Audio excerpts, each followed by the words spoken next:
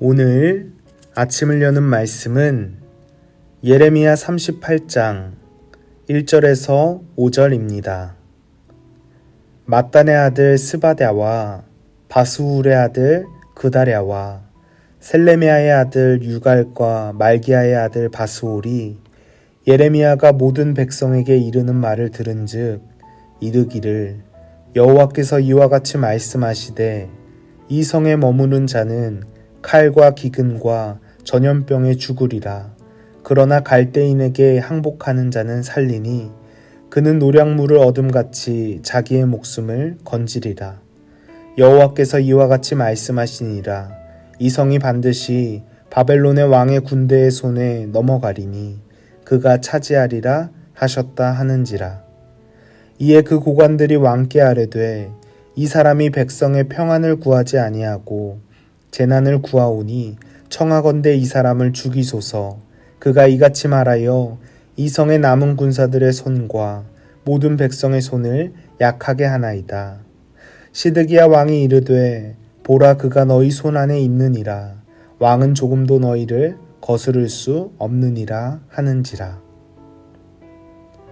예레미야 38장은 하나님의 말씀을 전하다 구덩이에 갇히는 예레미야와 말씀 앞에 주저하던 유다의 마지막 왕 시드기야의 이야기를 담고 있습니다. 앞서 살펴본 37장의 말씀에서 유다는 바벨론 군대의 포위 공격으로 절체절명의 위기를 마주했습니다. 그 가운데 예레미야는 하나님의 말씀을 받아 유다의 백성들을 향해 다음과 같이 선포했습니다. 오늘 본문 2절의 말씀입니다. 여호와께서 이와 같이 말씀하시되 이 성에 머무는 자는 칼과 기근과 전염병에 죽으리라. 그러나 갈대인에게 항복하는 자는 살리니 그는 노략물을 얻음같이 자기의 목숨을 건지리라. 민족의 자긍심을 중요시하던 유다의 고위 관리들과 귀족들은 예레미야가 선포한 말씀을 불쾌하게 여겼습니다. 그들은 하나님의 명령을 지키기보다 자기의 뜻과 자존심을 세우는 일에 몰두했기 때문입니다. 그들은 예레미야의 예언이 진실로 밝혀지고 있는 상황 속에서도 하나님의 말씀에 귀를 기울이지 않고 오히려 예레미야를 침묵시키려고 했습니다. 본문 4절 말씀에서 유다의 신하들은 유다왕 시드기야를 향해 다음과 같이 말했습니다. 이 사람이 백성의 평안을 구하지 아니하고 재난을 구하오니 청하건대 이 사람을 죽이소서. 그가 이같이 말하여 이 성에 남은 군사의 손과 모든 백성의 손을 약하게 하나이다.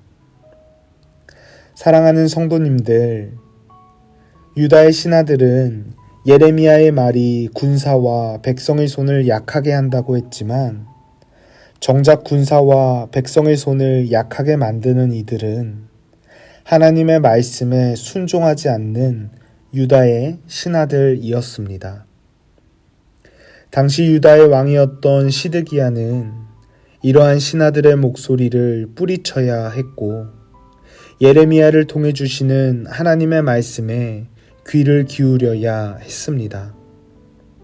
그러나 시드기야는 예레미야에게 하나님의 뜻을 2번에 걸쳐 물어보면서도 하나님의 말씀에 따라 변화하기는 거부했습니다. 시드기야는 하나님보다 그의 신하들을 두려워했기 때문입니다. 성도님들, 우리가 신앙생활을 할 때에 무엇보다 중요한 한 가지는 우리가 두려워해야 할 것이 무엇인지를 아는 것입니다. 성도는 무엇을 두려워해야 합니까? 성도는 무엇보다 하나님을 두려워해야 합니다. 하나님을 두려워하지 않는 성도는 다른 것들을 두려워하게 되기 때문입니다.